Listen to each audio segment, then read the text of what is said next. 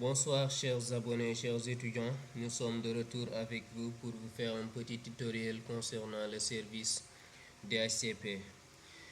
Le service DHCP est un protocole client-serveur qui fournit automatiquement un hôte à une adresse IP et d'autres informations de configuration associées telles que le masque de sous-réseau et la passerelle par défaut et d'autres informations. Le protocole DHCP, la configuration du DHCP peut se faire au niveau d'un routeur ou au niveau d'un serveur. Pour notre cas, on va utiliser au niveau de notre serveur Ubuntu. Ubuntu, c'est un serveur Ubuntu version 20.04. Après avoir fait la configuration au niveau de notre serveur, nous allons faire un test de fonctionnement avec notre machine cliente. On a ici notre machine cliente, un Windows, ça pouvait être une autre machine comme un autre Linux. Essentiel que ça soit une autre machine client-serveur parce on aura besoin de deux machines client et serveur. Après avoir fait la configuration, je rappelle juste que pour que le test de fonctionnement passe, les deux machines doivent se connecter sur le même réseau. Donc ici, ce sera notre cas. La machine cliente Windows 10 et le serveur Ubuntu vont se connecter sur le même réseau. On aura besoin d'abord de l'internet au niveau de notre serveur pour télécharger le package du DHCP. On va se connecter d'abord en tant que route. Voilà, on aura besoin de l'internet. On va activer la connexion.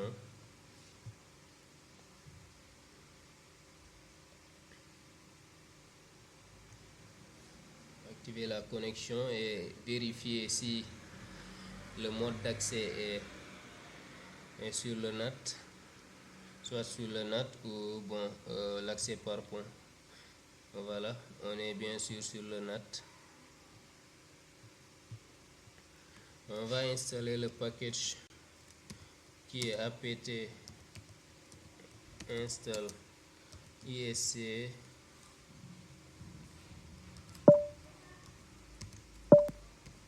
dhcp-server. ISC DHCP server, c'est le nom du package du serveur DNS. Voilà, on va le télécharger. Et là, on constate que le package est déjà installé. Donc, si vous n'aviez pas installé le package au préalable, vous allez voir qu'il y aura progression de l'installation du package. Voilà, on va changer le mode d'accès du réseau. On va se connecter on va le mettre sur le réseau interne. Comme ça, il y aura communication avec la machine cliente. Voilà. Donc, on va vérifier l'adresse. Voilà, on a maintenant l'adresse réseau ici.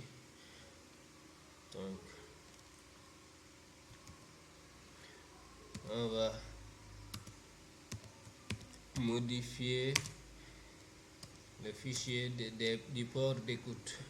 On va changer l'interface. L'interface va changer /etc default.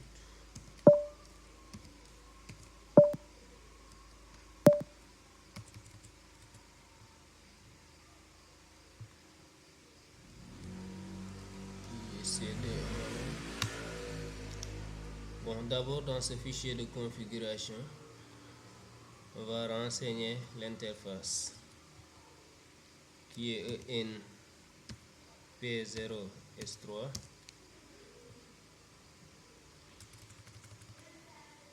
On va le mettre entre les côtes ENP0S3. On n'aura pas besoin de l'interface IPv6. Si c'était nécessaire, on allait renseigner l'interface de l'IPv6 ici. Mais pour notre cas, on n'a pas besoin de cette interface, donc on va enregistrer.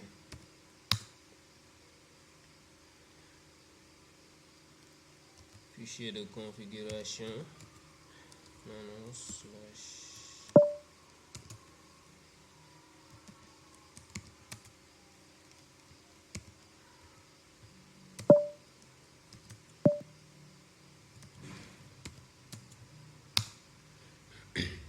donc on va ajouter ici les informations essentielles. Voilà, ici c'est le service. Bon, je crois que j'ai mis erreur quelque part. Voilà.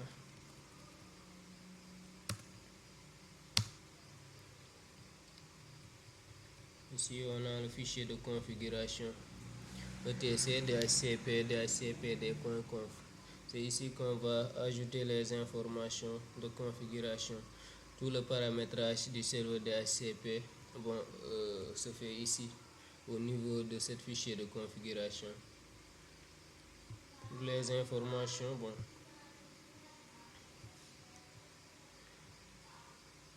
pour ne pas faire d'erreur, j'avais au préalable écrit toute la configuration dans un fichier edit que je vais mettre ici. Je vais les coller ici. Bon, voici les informations qu'on aura besoin. On a le subnet mask. Ici, c'est l'adresse du réseau 192.168.20.0. C'est l'adresse du réseau avec son masque de sous-réseau. Voilà, c'est le masque de sous-réseau. C'est ici qu'on va renseigner toutes les informations nécessaires. Ici, 192.168.20.10, espace 192.168.20.100. Bon, ça signifie la plage d'adresse. Ici, on a la plage d'adresse. Ça veut dire que le serveur DHCP assignera au client une adresse IP comprise entre 192.168.20.10 jusqu'à 192.168.20.100. Aussi, le client peut spécifier une période de temps spécifique. Dans ce cas, le temps d'allocation maximum est de 7200 secondes, je crois bien, 7200 secondes. C'est le default release. Ici, c'est la durée. Bon, ici, c'est pas par défaut. Pour le modifier, c'est le temps d'allocation d'adresse. Default release time. J'ai mis 86 400 secondes. Max release time 172 800 secondes. Bon, il n'y a que ces informations qu'on va ajouter ici pour l'instant parce qu'on n'a pas besoin des autres informations, mais on va véhiculer pour voir. Voilà, donc on va pas toucher ici. Ici, option domain name, vous voyez abib.sn. Là, c'est mon nom de domaine. C'est le nom de domaine que j'avais créé avec le service DNS. J'avais fait un tuto sur ça, la configuration du service DNS. Option domain name serveur. Cette adresse, c'est l'adresse du serveur. C'est l'adresse qu'on va donner à cette machine, au serveur. Ici, on a l'adresse du routeur 192.168.20.254. C'est l'adresse du routeur. Ou le passerelle par défaut aussi, ça dépend. On va enregistrer ces informations. Et on va regarder si notre machine. Voilà, ici on constate qu'il n'y a pas d'adresse, donc c'est à nous de configurer l'adresse. On va mettre if config np0 s3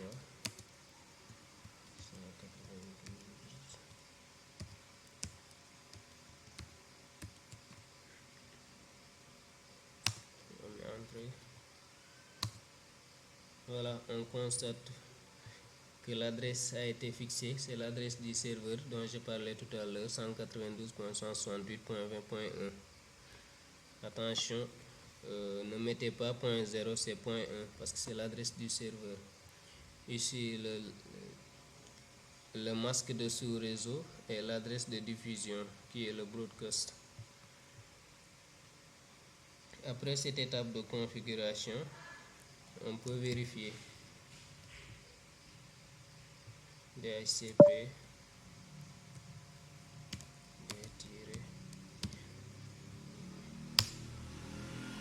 Voilà, c'est une commande qui nous permet de vérifier s'il n'y a pas d'erreur au niveau de notre configuration. S'il y avait erreur au niveau de configuration, bon, on pourra le vérifier ici. C'est ce qui fait comment je peux le dire.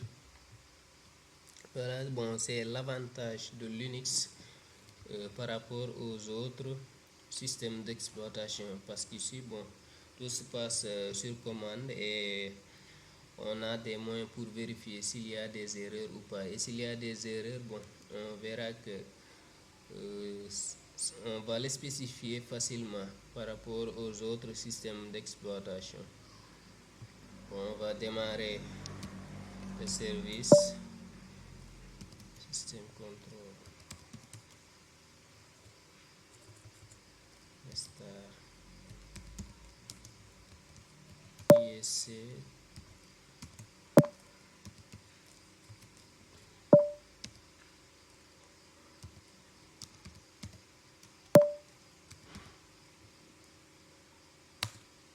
Voilà. Attention à ne pas oublier notre fichier de résolution.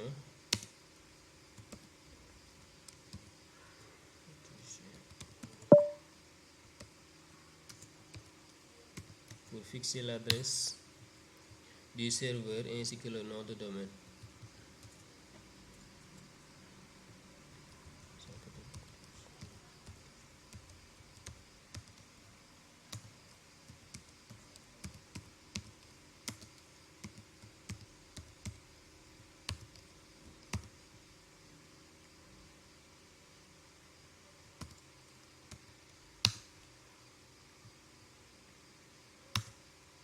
Démarrer le service.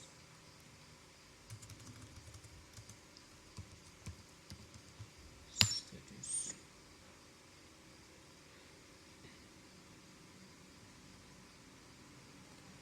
Voilà, on constate ici que le service est activé. Le service de ACP est activé.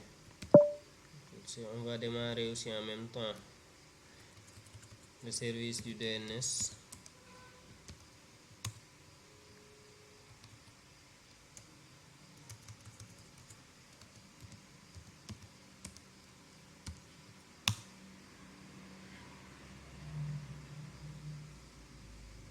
Et aussi c'est activé.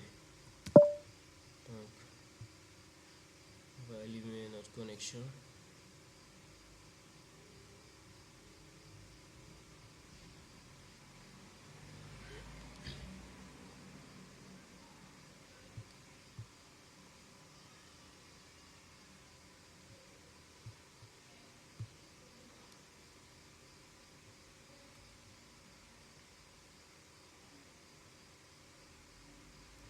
Voilà, on va aller maintenant au niveau de la machine cliente, notre Windows. On va taper CMD pour ouvrir le console. C'est un peu long.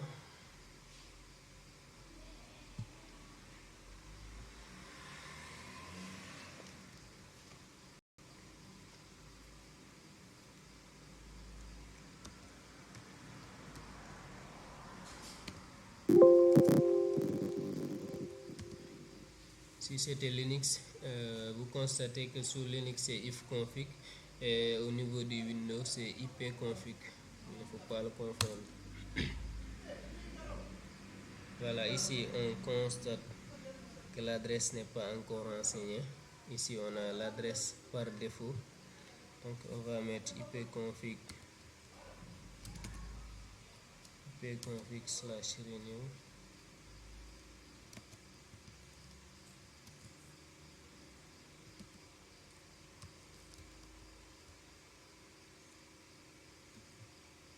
/video.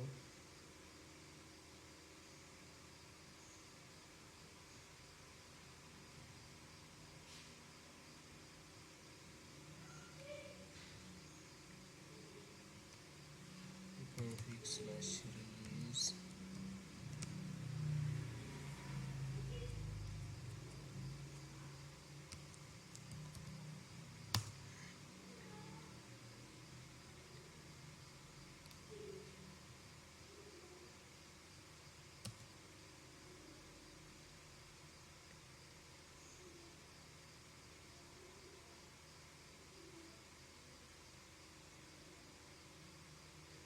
Voilà, on a notre adresse, notre machine cliente a récupéré l'adresse IP au niveau du serveur et la machine cliente a récupéré l'adresse 192.168.20.10.